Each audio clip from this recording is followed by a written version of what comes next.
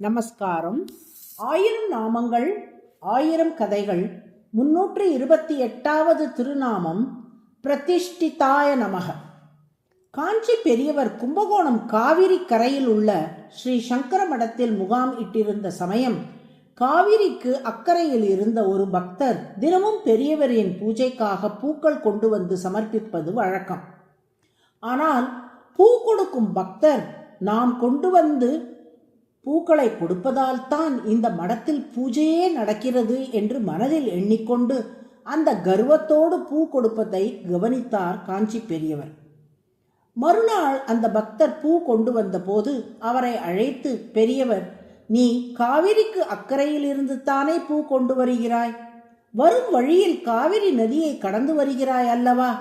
ஒரு புண்ணிய நதியை கடந்தால் அந்த நதியில் இறங்கி ஆச்சமனம் பண்ணிவிட்டுத்தான் கடக்க வேண்டும், அல்லது நதியில் ஒரு காசு போட வேண்டும். இவற்றில் எதையாவது நீ செய்தாயா என்று கேட்டார். அந்த பக்தர், ஓ, எனக்கு தெரியாத சாஸ்திரமா? தினமும் நான் காவிரியில் ஆச்சமனம் செய்துவிட்டுத்தான் காவிரியை கடந்து வருகிறேன் என்று பதிலளித்தார். பெரியவர், அப்படியா, ரொம்ப சந்தோஷம். ஆச்சமனம் செய்யும் போது பூவை கையில் வைத்துக்கொண்டே செய்ய முடியாதே, எச்சில் பட்டுவிடுமே, பூக்களை என்ன செய்வாய் என்று கேட்டார். பூக்களை படித்துறையில் வைத்துவிட்டு ஆச்சமனம் செய்வேன் என்று சொன்னார் பக்தர். மனிதர்களின் கால்படும் தரையில் இறைவன் பூவை வைக்கலாமா என்று கேட்டார் பெரியவர். நான் படியை ஊதி சுத்தம் செய்துவிட்டு அதன் பின் தான் பூவை வைப்பேன் என்றார் பக்தர்.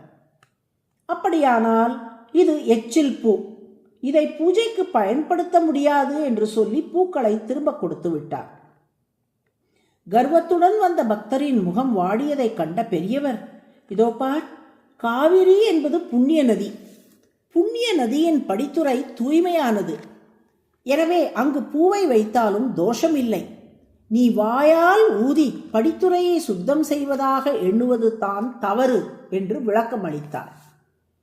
கர்வம் நீங்கி அந்த பக்தர் வேறு பூக்களை கொண்டு வந்து சமர்ப்பித்த அளவில் அதை பெற்றுக்கொண்ட காஞ்சி பெரியவர் அவரிடம் ஒரு கதை சொன்னார்.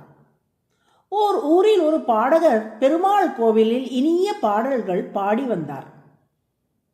தன்னை போல் பாடுவதற்கு உலகில் வேறு யாரும் இல்லை என்று கர்வம் அவரிடம் இருந்தது.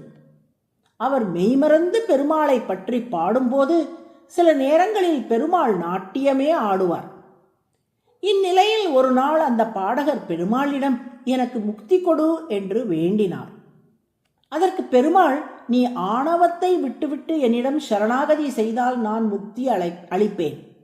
இத்தனை ஆணவத்தோடு இருப்பவனுக்கு முக்தி தரமாட்டேன் என்று சொல்லிவிட்டார். நான் இத்தனை நாள் உனக்காகத்தானே பாடினேன் என்றார் பாடகர். அதற்குத்தான் நான் நடனமாடி காட்டிவிட்டேனே, அந்த கணக்கும் இந்த கணக்கும் சரியாகிவிட்டது என்று பதில் சொல்லிவிட்டார் பெருமாள். இதிலிருந்து நாம் புரிந்து கொள்ள வேண்டிய விஷயம் என்ன?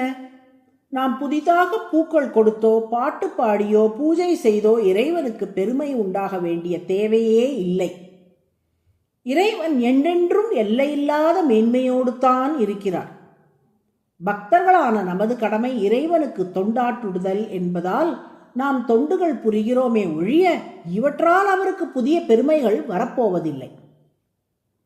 இறைவனின் கூர்மாவதார வரலாற்றை நாம் எல்லோரும் அறிவோம்.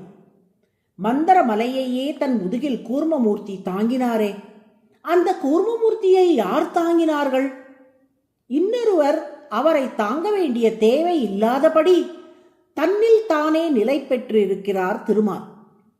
இதை புரிந்து கொள் என்று அறிவுரை கூறி அந்த பக்தரை அனுப்பி வைத்தார். மந்தர மலையை தாங்கிய கூர்மமூர்த்தி தன்னை தாங்க இன்னொருவர் தேவைப்படாதபடி தன்னில் தானே நிலை பெற்றிருந்தபடியால் பிரதிஷ்டிதக என்று அழைக்கப்படுகிறார். பிரதிஷ்டிதக என்றால் நிலை நிற்பவர் என்று பொருள். இங்கே பிரதிஷ்டிதக என்பதற்கு தன்னிறைவுடன் தன்னில் தானே நிலை நிற்பவர் என்று பொருள். அதுவே சஹஸ்ரநாமத்தின் 328வது திருநாமம். பிரதிஷ்டிதாய நமக என்று தினமும் சொல்லி வரும் அன்பர்களின் வாழ்வாதாரம் சிறந்து விளங்கும்படி திருமால் அருள் புரிவார். நாராயண நாராயண.